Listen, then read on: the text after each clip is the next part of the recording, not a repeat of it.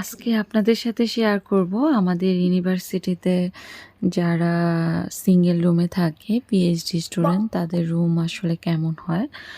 আর basically এখানে যারা bachelor আর masters করছে তাদের জন্য ডাবল রুম, যারা পিএইচডি করছে তাদের জন্য হচ্ছে সিঙ্গেল রুম।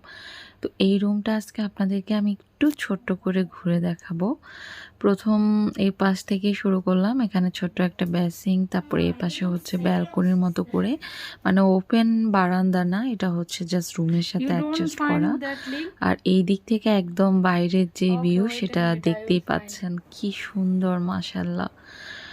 আর এটা হচ্ছে ইনসাইড অফ রুম। এখানে এক পাশ থেকে, মানে আমি ডোর সাইড থেকে যদি দেখাই, একদম কর্নার দিয়ে এসে এখানে একটা রিডিং টেবিলের পরে হচ্ছে জামা কাপড় রাখার জন্য একটা আলমারি দেওয়া আছে। তারপর আলমারির পর থেকেই আসলে যে বারান্দাটা আমি আপনাদেরকে প্রথমে দেখিয়েছিলাম। আর এই পাশটা হচ্ছে ডোরের অপোজিট সাইড। এখানে হচ্ছে ছোট একটা কর্নার আর হচ্ছে একটা ছোট স্টাডি টেবিলের মতো করে, মানে একটা কর্নার মেক করা হয়েছে যেন এখানে মাঝে মাঝে বসে কোনো ধরনের স্টাডি বা টাইম পাস করা যায়। তো এই ক্যাম্পাসে যতগুলো পিএইচডি স্টুডেন্টস রুম আছে প্রত্যেকটা রুমই আসলে সেম ক্যাটাগরিতে।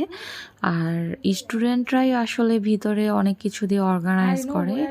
ভার্সিটি থেকে যেটা দেওয়া হয় সেটা হচ্ছে একটা বেড, একটা আলমারি আর হচ্ছে একটা স্টাডি টেবিল।